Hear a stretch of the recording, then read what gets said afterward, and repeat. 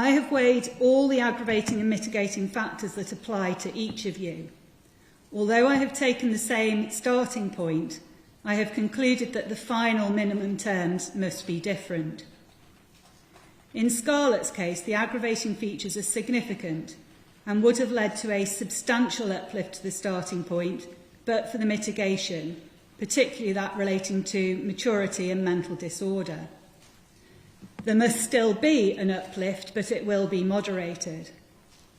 In Eddie's case, I find that the balance to be struck between aggravating factors, which are not quite as high as in Scarlett's case, and the mitigation I have identified is such as to cancel each other out.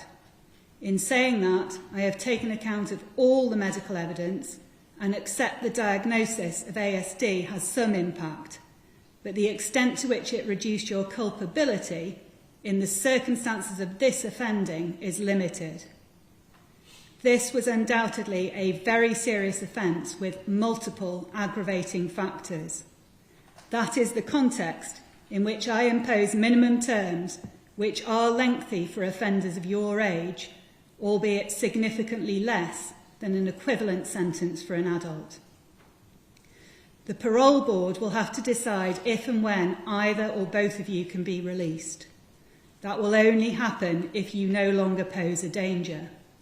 If you are released, you will remain on licence for life and you may be recalled to prison. I will now sentence each of you. You may remain seated. In both cases, the relevant statutory surcharge will apply. Scarlett Jenkinson, for the murder of Brianna Ghey, you will be detained at His Majesty's pleasure. I set the minimum term at 22 years, less the 352 days that you have spent on remand. Eddie Ratcliffe, for the murder of Brianna Ghey, you will be detained at His Majesty's pleasure. I set the minimum term at 20 years, less the 352 days that you have spent on remand.